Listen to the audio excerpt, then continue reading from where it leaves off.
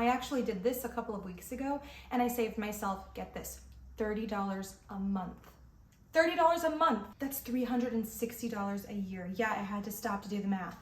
Hello and welcome back to my channel. I'm Ash Fab and this is Fab on a Dime, where I share my journey as a frugal diva on a budget. Today I'm going to be sharing 3 things that you can do right now, and I mean right now, no patience required. These 3 things are going to save you loads and loads of money, so make sure you watch all the way through the video so you can feel a sense of financial accomplishment today.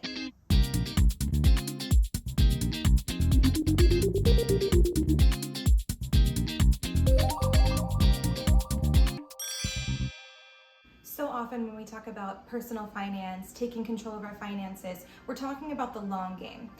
Budgeting, saving, all of that takes so much time and patience. And yeah, there's little wins along the way to keep us motivated, but we have to wait so long to see true results, and that can get discouraging. Sometimes I personally need a little boost when I'm feeling discouraged or I need to see fast results. And there are ways to accomplish this.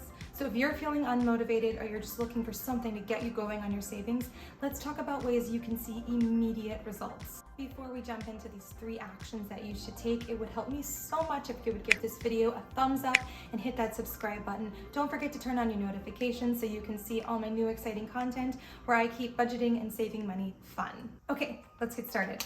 The very first thing you should do when you're reevaluating your spending habits and your savings goals is to see exactly where your money is going. Obviously, by tracking your expenses. I have a video on that, of course. If you're not already doing this, I share a really easy way to track your spending, so go check that out and then come back here. But I can already tell you one thing you're wasting money on, and that is subscriptions. Seriously, go look at your last bank statement and see how much you've spent on Spotify, Disney Plus, Hulu, Netflix, a gym membership that you barely use. Need I go on? Or even worse, God forbid, you started a free trial of something and forgot to cancel it, and now they're charging you every month and you had no idea. One time I realized I was being charged monthly for an audio editing app that I used one time. Only once. I was mortified, but if I hadn't checked my bank statement, I would not have realized, and I would have continued to spend like $12 a month on this app that I never opened. So my number 1 action to take is to weed through your subscriptions. I would literally write a list of all the subscriptions that you have on one side, and on the other side write exactly how much you've spent on them every single month. And once you see how much that adds up, you will be a little bit disgusted. Maybe you can prioritize them in order of how much you use them. And then you can decide, oh, you know what? I haven't been to the gym in 3 months.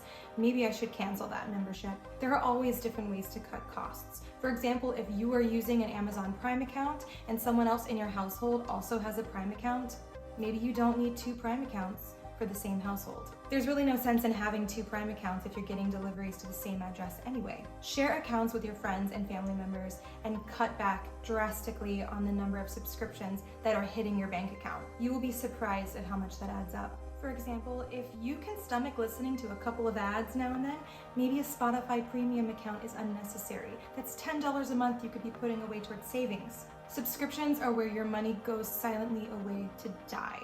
Subscriptions are the true silent killer of your budget, and they must be stopped. On that note, even your email subscriptions can be costly. I'm talking about those annoying notifications you get from Uber Eats or your favorite online shops. You may think these emails are just harmless and just a little annoying, but trust me, these things are temptation. They do more damage to your wallet than you think. Hear me out. I used to get a ton of emails from Uber Eats saying things like, oh, it's Taco Tuesday, 20% off of tacos today. And I would think, oh, you know, I was planning on eating that chicken in my refrigerator, but tacos sound way better and it's 20% off. I'm getting a great deal. So I end up spending 20 bucks on a taco delivery instead of saving money and eating the chicken that's in my refrigerator that's now gone bad. These emails are straight up temptation. And you may be sitting there thinking, but Ashley, I get notifications on great deals and sales. Yeah, that's great, but they're encouraging you to make unnecessary purchases that you wouldn't normally make. So here's the solution. Unsubscribe from all of those temptation emails. You can find a discount code elsewhere. Ditch the annoying emails, they're cluttering up your inbox anyway. Let's move on to number 2, shop for a different phone plan. I actually did this a couple of weeks ago and I saved myself, get this, $30 a month. $30 a month, that's $360 a year. Yeah, I had to stop to do the math. And I didn't have to cut back on anything. I have unlimited data and all that jazz. All it takes is a little research, and you can do that while you're chilling on the couch. All you have to do is look up deals from different providers. You can also join a family or friend's phone plan. That usually saves a lot of money as well. If you'd only take a little bit of time to compare costs, you could save yourself lots and lots of money every year. Have that conversation with your fam, see if they're willing to join phone plans with you.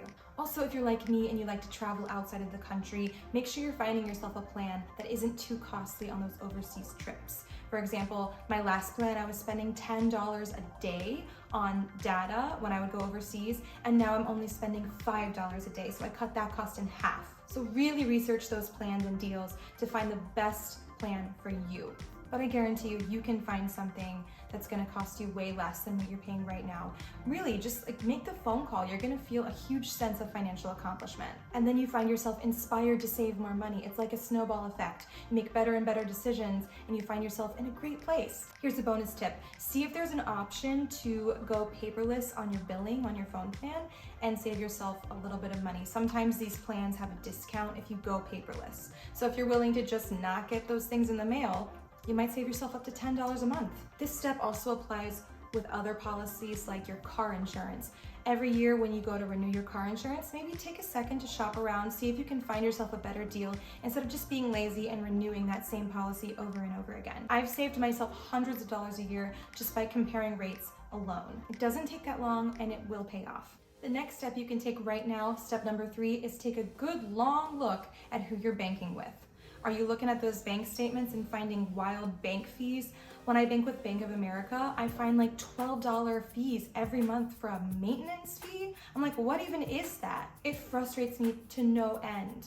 I don't even remember the last time I went into a Bank of America physical bank. But there are options available that don't have those fees. I'm strongly considering just switching to Ally. Ally is an online bank if you haven't heard of it already. There are no bank fees, and they have become increasingly popular for very good reason. They consistently offer competitive interest rates, and they have great reviews everywhere.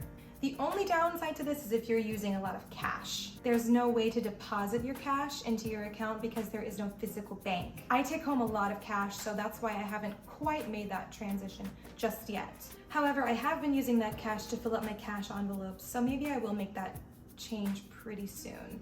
If you've made it this far in the video, comment, let me know if you've made a transition to an online bank or if you're still too skeptical to do so. In addition to those 3 things that you can do right now, I highly encourage you to surround yourself with a community of people that respect and support your budget. You can do that right now by hitting that subscribe button to join the fam, be my personal finance friend, and enjoy all of my money saving content. I would love to connect with you in the comments or on my Instagram, so scroll down for all of that information. Thank you so much for watching, and I'm looking forward to seeing you in the next video.